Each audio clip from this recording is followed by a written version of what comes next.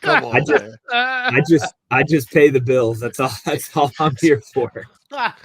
Hey, I understand Perry, that. it's Mike. I haven't had a chance to join you when you've come on the show. Going back to I guess last fall, right? Oh yeah. It's been a hot minute. Help me refresh my memory.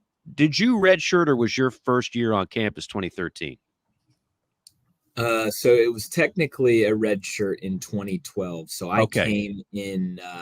I came in January of 13. So it would have been my red shirt freshman year. And so because I was a walk on, I had everything happened so late. It was like a week before signing day. They decided that they were going to offer me a preferred walk on. And by then I hadn't applied to school. When I applied to school, the freshman class was already filled, right? It was already done and booked up. And so I had to come in December. And looking back, I wish I would have just waited to start my eligibility clock. But I took some classes to kind of get my freshman year started at a local tech school while I just worked out and trained and got ready to come up. And so while I was doing that, I technically had to burn a redshirt year in 2012.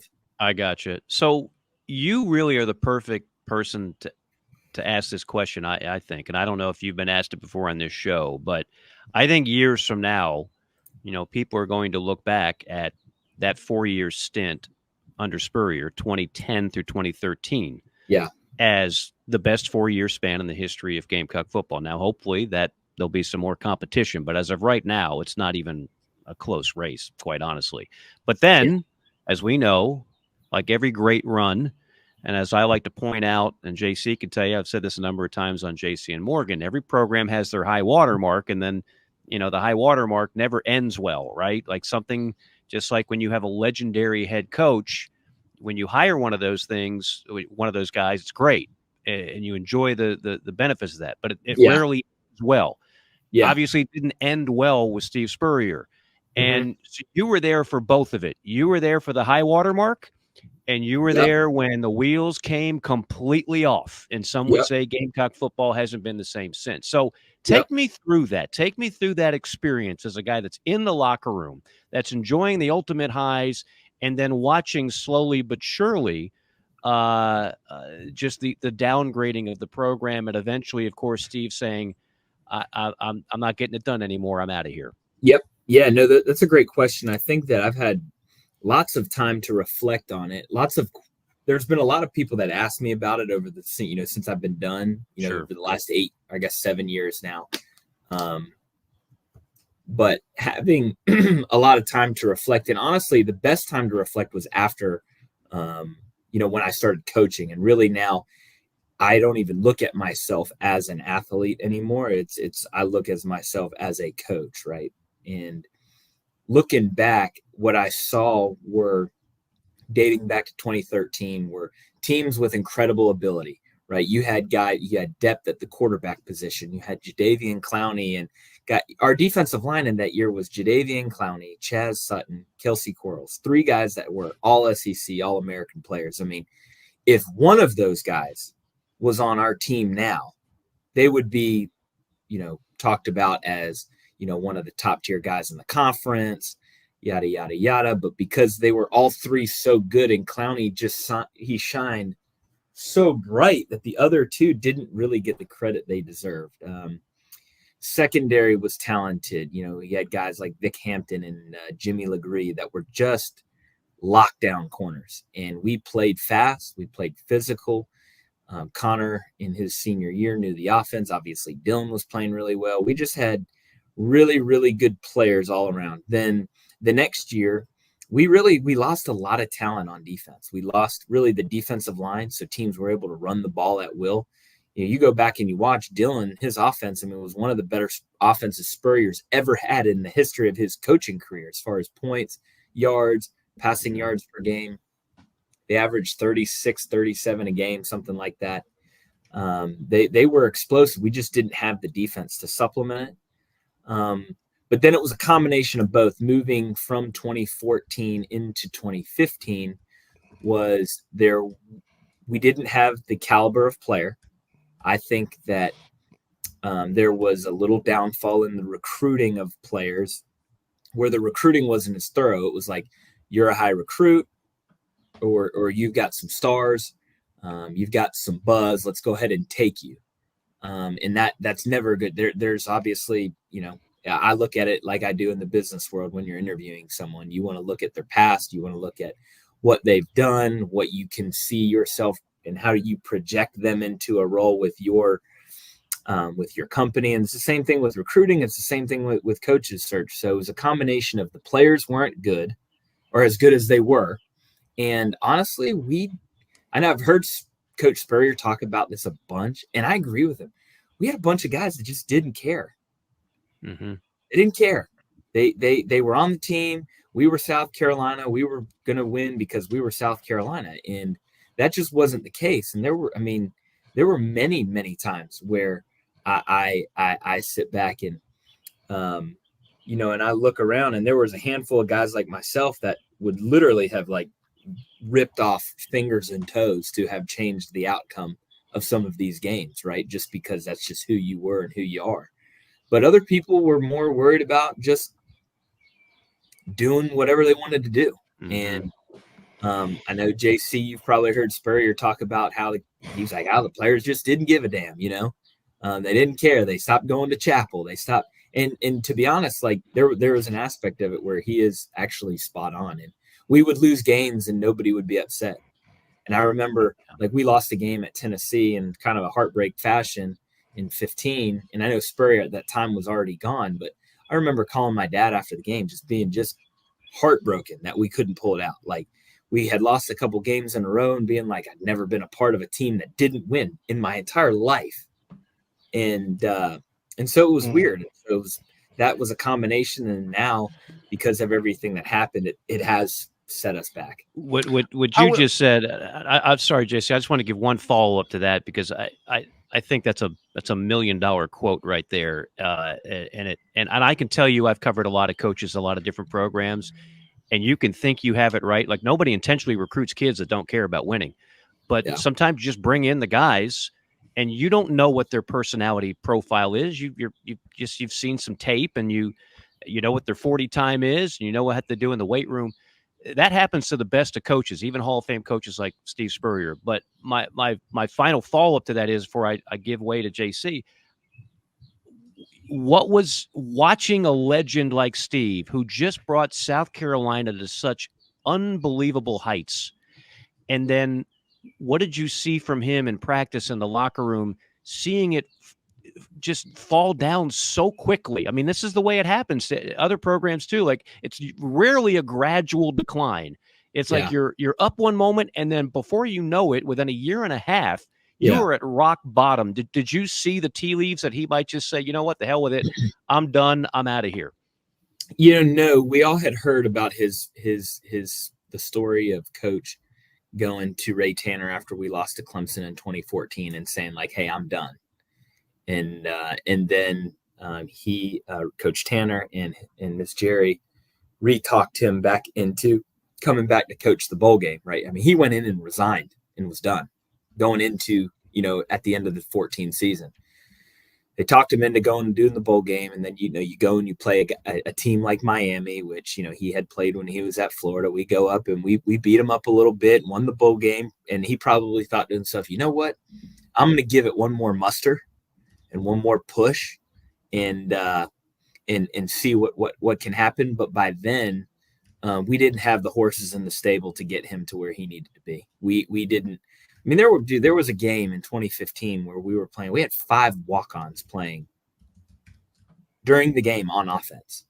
Like, I'm not saying, like, you can have a walk-on here and a walk-on there and somebody that slipped through the cracks that was a good player or whatever. But when you got 5 dudes, it was a receiver, a tight end, quarterback, running back. It's like, you shouldn't have your skill guys on offense being led by a bunch of walk-ons. There's something wrong there. I think Hayden Hurst was a receiver that year too. Yeah, Hayden was playing receiver. So, like, there was just, and not that it was like there wasn't one certain thing. It was not like, okay, this was the reason. It was a combination of all of it. And yeah, Deebo Samuel was hurt the whole year too. I mean, and that at the time was not really stated because Deebo was young. Yeah, but But Debo gets into that Clemson game, all of a sudden you're like, where in the heck did this guy come from? Well, yeah, I mean, you look at little things like really how this offense should have been. At tight end, it should have been Jarrell Adams, Hayden Hurst. At receiver, ready for this name? Blast from the past, should have been Shaq Rowland, Pharaoh Cooper, and Debo Samuel. You talk about a lineup at receiver, right? Yeah. And then at running back, it would have been Brandon Wiles and David Williams, Brandon was a proven guy and David was a 4-star, could have played anywhere in the country. It was there, right? But then, Shaq didn't show up. Debo was hurt. Hayden was a little out of position and was new. And then, it just didn't mesh. And if you go back and you watch even into that, like, it was like if one side of the ball was playing good, the other didn't, right? And it's been that way now for 8 years. Even you're right. Having Deke Adams and Whammy coach the D line was not good either, because they brought in a new good. They needed somebody to kind of, I don't know, because they had a lot of new players on the D line, like Marcavius Adams and stuff. But yeah, you're right, both sides of the ball. I'll point this out about that 2015. Well, first of all, you ever think about the 2013 Tennessee game? Yeah, all the time. I'm like the Grim Reaper here. Catches on. What's his name? North, Marquez right? North. Yeah. Marquez North called it. If Carolina holds on to win that game, you realize they probably could have played in the Rose Bowl. We probably could have been in the Rose Bowl playing Florida State for all the marbles because of the way everything crazy happened. The kick six with Auburn and then Michigan State beat Ohio State, and that was crazy. And then in 2014, what was very frustrating about that year, 38-24 against Kentucky, 20-7 against Missouri, 42-28 against Tennessee. Gamecocks are up. 2 of those are at home. The defense couldn't hold them at the end. Lost all 3. Otherwise, that team would have been in Atlanta had they held on to 2-score leads late. So that was an interesting time. It was. It was weird because the pieces were there. It just didn't mesh. And, it's easy to just run and say, well, the defense wasn't worth a darn because they weren't. But, it was a combination of a lot of it. And then, and then you fast forward to the years through now, we've had a couple of decent teams in there. I know Coach Muschamp in his second year, they had a hell of a roster. And they won 9 games. You look back on it, they were loaded. A lot of NFL guys. Loaded on both sides of the football. And, and then you fast forward to now, and we just seem to have not catch our stride. And I think that we're on the right path. There's for sure. I think that going into this season, and because I've been busy with work and being a dad, I haven't been able to dive into Gamecock football as much as I have in the past. My number one question mark I look at is, who's going to step up at receiver to help LaNorris? Who's that guy going to be, right? Yeah, you look to Nick Harbor, but is he ready to be, the Xavier Leggett of last year's team? Is he going to be the Juice Wells of the team before? Is he going to be able to be that guy? Because I don't know anybody else on the roster right now that has the ability to be that guy. The defensively, I look at it, we're deep. I mean, with the way that they recruited the portal, they've got some guys that can play. They got some beef on the defensive line. They played well all summer. I've had the opportunity to get to know Clayton White. He works out at the gym that I work out at, and he's an amazing human being and a hell of a football coach. And just by chatting with him, he's really excited about this defense this year.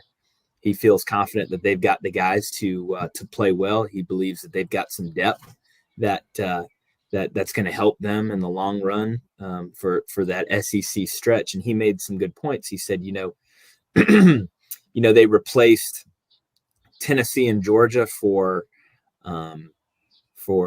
Alabama and Oklahoma. And he said, Alabama's a new offense and a new place, but Alabama's still Alabama.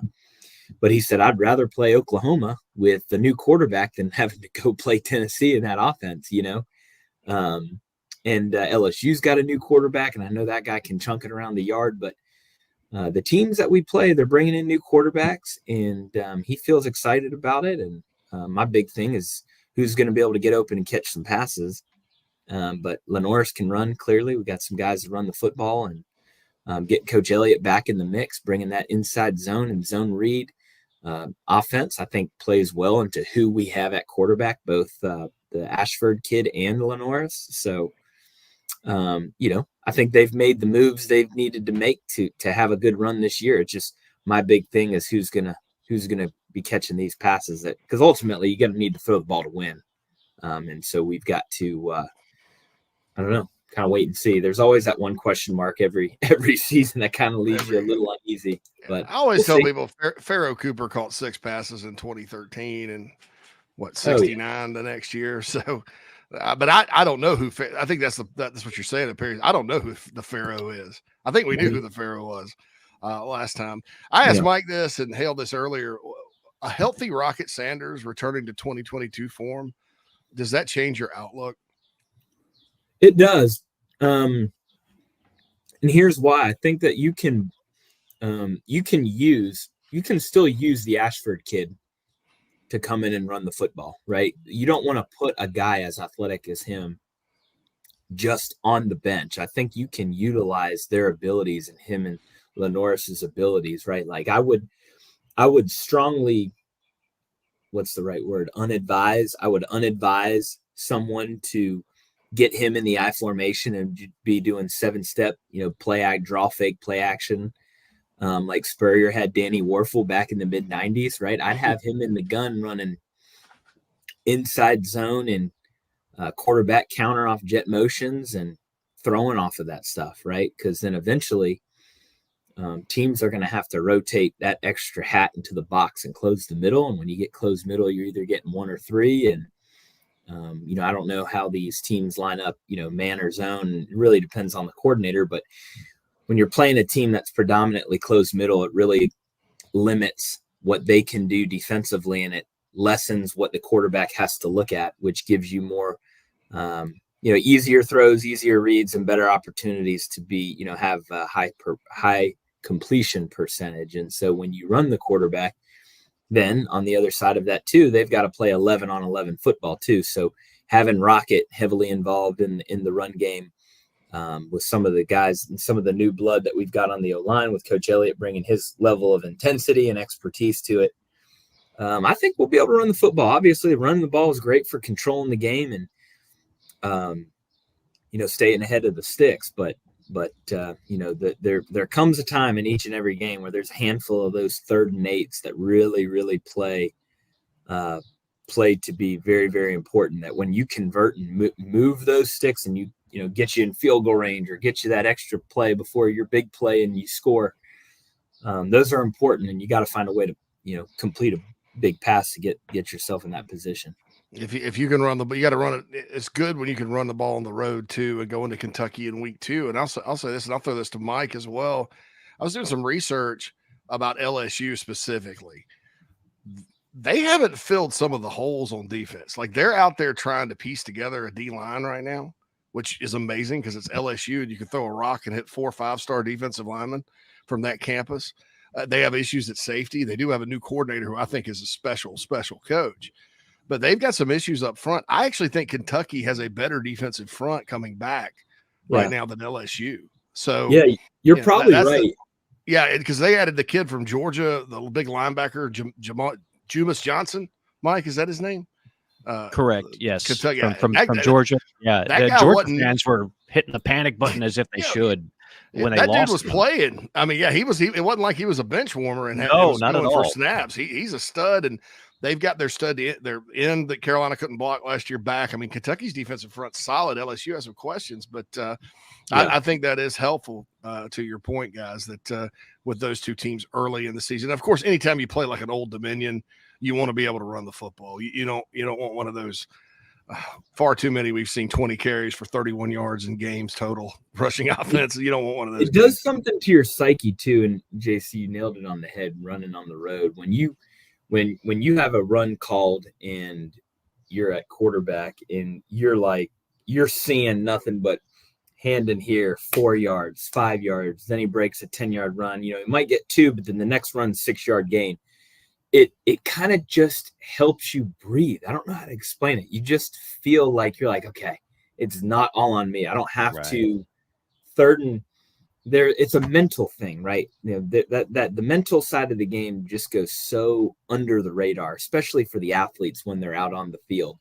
When you're seeing that success of the running, of all sorts of the different running plays, and to have a back like a Rocket Sanders that can get 25 carries a game, if you can lean into that, then you know realistically you're going to get about 60 to 70 plays in a game. I know some offenses get way more, but if you can throw it 20 to 25, you get a couple carries with Rocket, you know, 25 with Rocket, maybe 7 with LaNorris, a couple with Ashford, and a couple other with the back. There's your game right there, right? So what I have found in calling plays myself over the last couple of years, when you can get to that 60-40 run pass balance, you're in a good position. When you start getting heavy one way or the other is where things just get out of line. But when you can control the line of scrimmage, and I know it sounds like so cliche, when you can control the line of scrimmage on both sides of the ball, but really speaking from the offensive standpoint, when you know you can,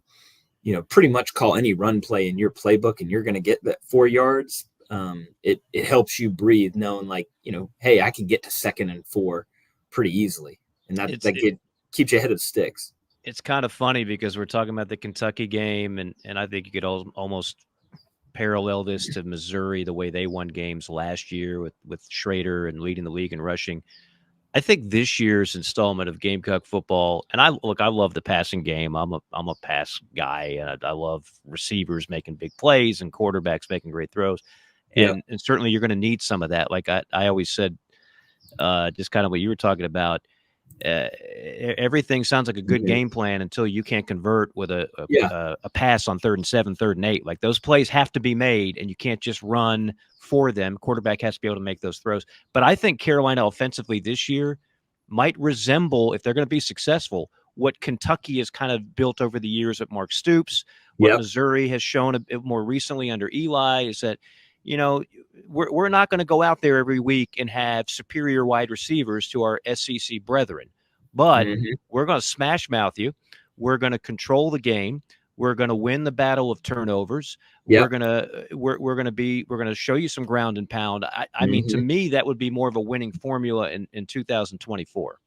Yeah, it is. It is. And I think Coach Elliott is going to bring a really unique style to what we have done in the past and what we've done recently under Coach Beamer's under his teams. You know, obviously we got Dowell calling the plays, but Coach Elliott, you know, is going to have a heavy influence, maybe not in the calling of plays, but the game plan week in and week out. But, you know, what made Coach Elliott's zone offenses so good was having the quarterback just having the ability to run, right? LaNorris is obviously incredibly gifted in that department, but having somebody that can,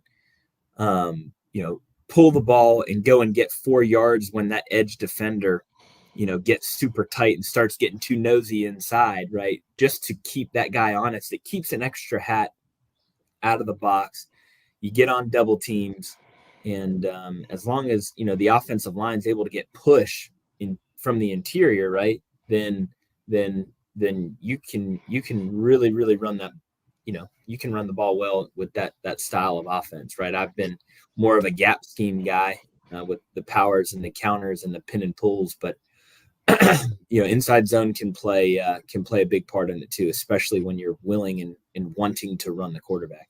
Yeah, I mean, you look at Georgia State and their stats while he was there; they don't really stop it.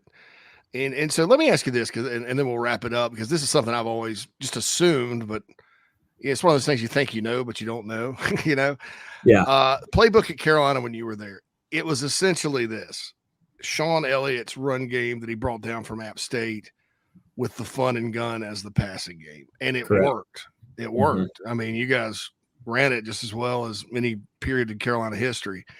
So my guess would be, as it relates to Dowell Loggins, because it's sort of like a Lego deal where before they've plugged this run game into a pro style passing system like Coach Spurrier's. Do you think that could be a combination that would work out if that's the way that they actually are doing it now, just like you guys did it then?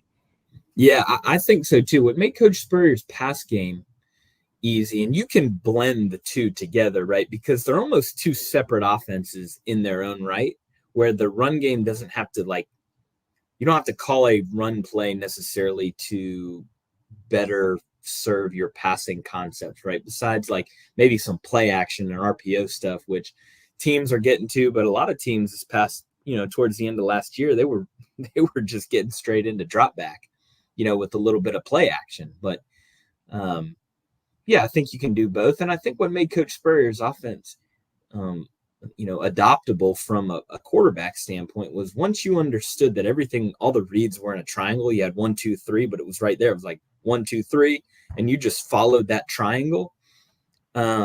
You could have a high completion percentage as long as you have time to make the appropriate reads and then make the throws. But yeah, his thing was, and you guys have heard me talk about all the time, his thing was, how can I get them into quarters coverage to throw the post over their head? That was all he wanted to do.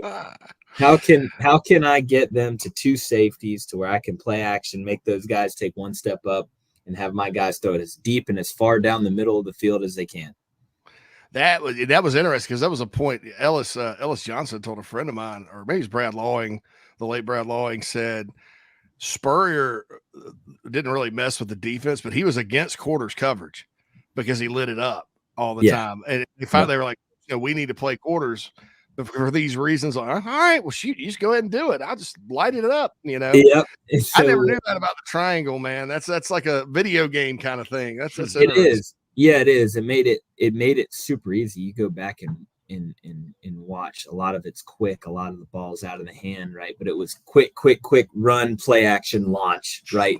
And then it was in rhythm, it was beautiful. I mean, back to the Florida days. I mean, it was poetry on the field, dude. And when it got clicking, now when it was ugly, but it was when it got clicking, it was. And I think where it got clicking was that he expected things a certain way, and you would just do plays and routes on repeat until the ball was put in the spot on the field where he wanted it, right? Where, I mean, vividly as today is May 7th and is a Tuesday, I can remember him getting upset after passes were complete because he was looking in a spot on the field where a receiver may have been open, but the ball was completed elsewhere.